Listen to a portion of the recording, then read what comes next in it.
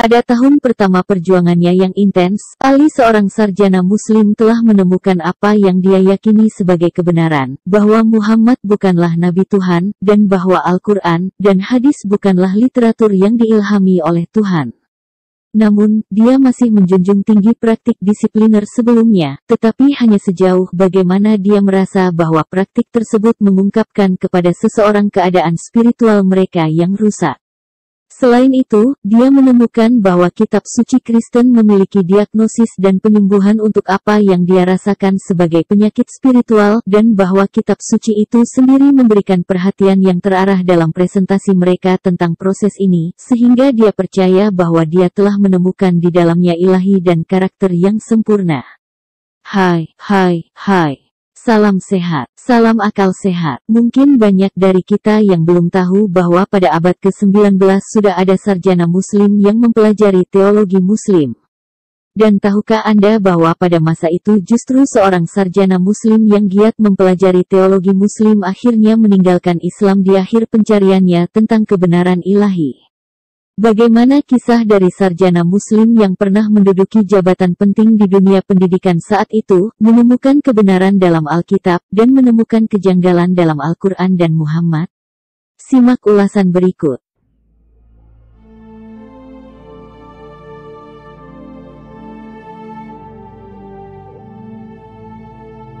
Sejak usia dini, Ali menunjukkan minat yang besar pada topik ilmu metafisika, filsafat, debat polemik, dan berbagai topik dalam teologi muslim. Ketika ia masih muda, ayah Ali mulai mengajar dan membimbingnya dalam mempelajari agama Islam. Ali menceritakan sejauh mana ayahnya pergi untuk memastikan bahwa putranya menerima pendidikan terbaik. Menyerahkan sebagian besar waktu luangnya di luar pekerjaan, ayahnya adalah pengaruh terbesar dalam pendidikannya untuk menjadi seorang sarjana muslim.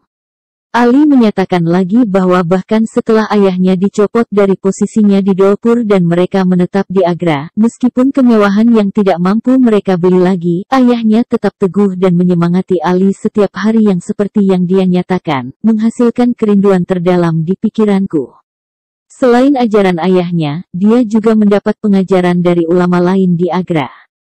Ali mendedikasikan sebagian besar waktunya untuk mempelajari agama dan filosofi lain juga.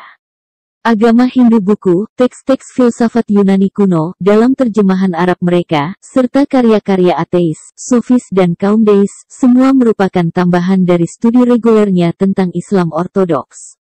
Namun, meskipun dia mempelajari teks-teks agama lain, kitab suci Kristen tidak membuatnya meragukan Islam, sampai di kemudian hari ketika dia diangkat menjadi wakil inspektur sekolah di Rawalpindi.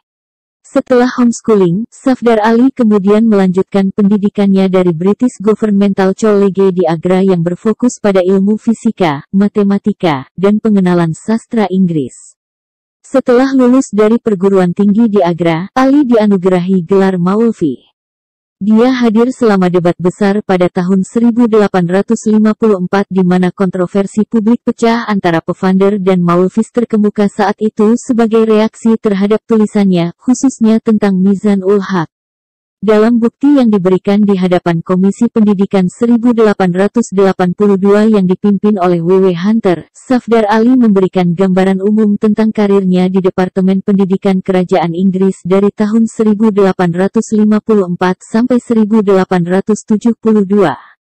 Dari tahun 1854 sampai 1856 dia adalah guru Persia dan asisten profesor filsafat alam di Sekolah Tinggi Pemerintah Agra. Selama 4 tahun berikutnya dia adalah wakil inspektur sekolah di Punjab termasuk Rawalpindi. Dari tahun 1860 hingga 1872, dia memegang posisi serupa di Jubupur. Selama waktu ini dia juga menjabat sebagai inspektur sekolah dan melakukan tur di distrik Narsingpur dan Hoshangabad. Setelah dia meninggalkan Departemen Pendidikan pada tahun 1872, dia melanjutkan pengabdiannya sebagai asisten komisaris tambahan di Jabalpur di Provinsi Tengah, di mana dia bertugas pada saat itu di Komisi Pendidikan dan di Union Eternal. Selama bertahun-tahun menjadi sarjana Muslim, baik di sekolah negeri dan studi agama, Ali menemukan bahwa sumber-sumber teologi Islam, Al-Quran dan hadis tampaknya bertentangan dengan apa yang telah dibuktikan oleh studinya dalam ilmu fisika. Namun terlepas dari ini, ia membentengi dirinya sendiri dalam imannya dengan membuat pernyataan, mirip dengan tertulian abad sebelumnya, yang berbunyi, apa hubungannya dengan wahyu? Namun, saat dia melanjutkan pencarian ilmiahnya, temuannya tetap benar. Saat menjadi wakil inspektur sekolah, Ali bertemu dengan sekelompok filsuf sufi dan fakir yang praktik penghematan dan penyiksaan diri, sangat membujuknya, dan, dalam upaya untuk mengisi perasaan kekosongan spiritualnya, ia melakukan praktik disipliner mereka. Praktik-praktik ini bertujuan untuk menciptakan kehidupan batin, kemurnian, dan kesucian hati. Namun, seiring berjalannya waktu mereka memiliki efek sebaliknya pada Ali dari yang dia harapkan. Kerinduan spiritualnya menjadi lebih besar, dan disiplin lahiriah yang diajarkan sufi kepadanya, menjadi sarana yang melaluinya kepedihan spiritualnya tumbuh. Dalam hubungannya dengan kelompok mistik ini, dia menjadi sadar akan apa yang mereka gambarkan sebagai pembimbing spiritual yang diperlukan untuk mengejar kemurnian batiniah. Dengan pengetahuan ini Ali sang sarjana Muslim pergi mencari dalam upaya untuk menemukan panduan yang akan memberinya arahan menuju pemenuhan spiritual.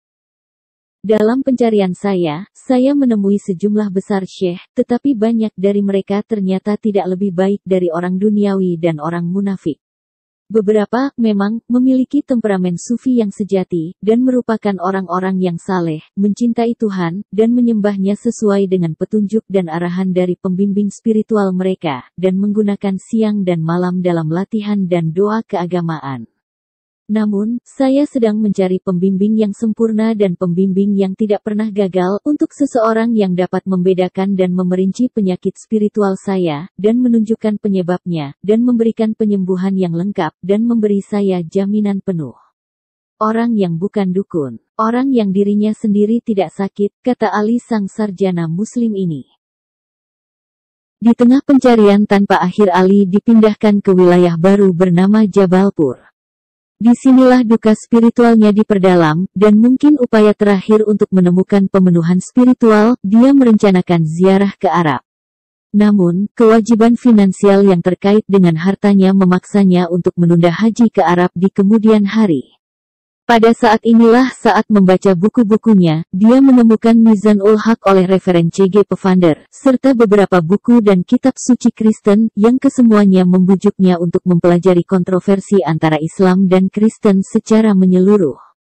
Saat itu antara 1861 dan 1864 Ali menghabiskan sebanyak mungkin waktu, siang dan malam, untuk mengejar kebenaran tentang kedua agama tersebut.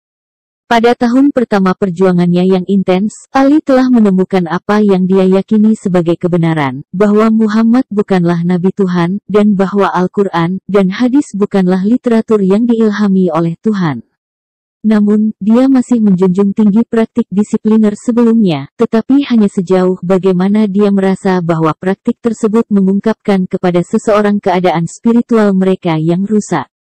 Selain itu, dia menemukan bahwa kitab suci Kristen memiliki diagnosis dan penyembuhan untuk apa yang dia rasakan sebagai penyakit spiritual, dan bahwa kitab suci itu sendiri memberikan perhatian yang terarah dalam presentasi mereka tentang proses ini, sehingga dia percaya telah menemukan di dalamnya ilahi dan karakter yang sempurna. Pada tahun kedua perjuangan Ali, dia menjadi yakin tidak hanya tentang apa yang dia sebut kemenangan Kristen, tetapi juga apa yang dia temukan sebagai kebohongan dari semua agama dan filosofi agama lain. Bahkan praktik disiplin dari agama-agama lain yang pernah dia pegang dengan harga tinggi menjadi tidak berarti sejauh yang dia ketahui, sebanding, dia berpikir bahwa praktik-praktik ini hanya menghasilkan rasa kesalehan yang salah bagi mereka yang berpartisipasi di dalamnya. Ali juga merasa penting untuk dicatat bahwa selama tahun kedua ini dia dipenuhi dengan kesedihan yang luar biasa atas kesulitannya sebagai tanpa akidah atau keyakinan, dan masih tidak memiliki keselamatan abadi, dan di samping itu dia juga menderita penyakit tubuh yang parah yang membuatnya dalam kondisi yang menyedihkan. Pada tahun ketiga perjuangannya, Ali telah mengakar kuat dalam studinya dan penyakitnya menjadi begitu parah sehingga banyak teman dekatnya datang kepadanya dan memohon padanya untuk mempertimbangkan kembali studinya. Mereka memohon bahwa tidak ada agama tanpa perbedaan kecil dan bahwa studinya tidak sebanding dengan pengaruhnya terhadap kesehatannya. Terlepas dari peringatan, teguran, dan permohonan yang terus-menerus, ketetapan hati Ali tetap sama karena dia yakin bahwa wahyu Tuhan memang telah dijelaskan dan dia bertekad untuk menemukan sepenuhnya apa itu. Akhirnya, di akhir perjuangan spiritualnya, Ali menemukan apa yang dia sebut jaminan keselamatan penuh, dan dia dibaptis. Pada hari Natal tahun 1864 itu, dua sahabat Ali, yang juga mengalami kesulitan dan perjuangan yang sama, dibaptis. Kasim Khan dibaptis pada hari yang sama dengan Ali, dan Karim Bash yang dibaptis tidak lama kemudian. Setelah dibaptis dan bertobat, Ali menerima penganiayaan dari beberapa teman dan keluarganya, sampai-sampai istri, anak, dan ayah mertuanya meninggalkannya dan kembali ke Agra. Orang lain berhenti berkomunikasi dengan Ali sepenuhnya, dan yang lainnya, yang tertarik dengan temuannya, terdorong untuk mulai mempertanyakannya sendiri. Sebagai sarjana Muslim, Ali pernah menjadi tokoh publik dalam pekerjaannya, serta sebagai orang terpelajar dan terkemuka dalam komunitas agama Muslim. Safdar Ali memiliki pengaruh yang cukup besar, dan setelah pertobatannya, dia aktif dalam upaya misionaris Kristen kepada komunitas Muslim di sekitarnya. Ia juga menulis beberapa karya tentang kesimpulan studinya antara Islam dan Kristen. Banyak dari karyanya belum diterjemahkan ke dalam bahasa Inggris. Beberapa karyanya yang lebih berpengaruh dan populer adalah Gizeh Ruh, yang terdiri dari himne dan lagu sakral, Khalat Nama, yang merupakan risalah tentang isu-isu toleransi beragama, dan Nias Namah, saat ini hanya tersedia dalam bahasa Urdu, bahasa aslinya, yang merupakan volume yang terdiri dari surat-suratnya yang dia tulis untuk keluarganya tidak lama setelah pertobatannya, menjelaskan alasan mengapa dia memutuskan untuk meninggalkan Islam juga. Safdar Ali, seorang sarjana Muslim pindah dari Islam ke Kristen, lahir di negara bagian asli Dolpur, dan merupakan putra dari seorang pria Ortodoks Syiah yang fanatik dengan Islam. Kisah ini membuktikan kebenaran ayat berikut, Matius 5 ayat 6, firman Tuhan Yesus, "Berbahagialah orang yang lapar dan haus akan kebenaran, karena mereka akan dipuaskan." Juga makin memperjelas bahwa penganiayaan tidak lepas kepada orang-orang yang meninggalkan Islam. Salam sehat, salam akal sehat.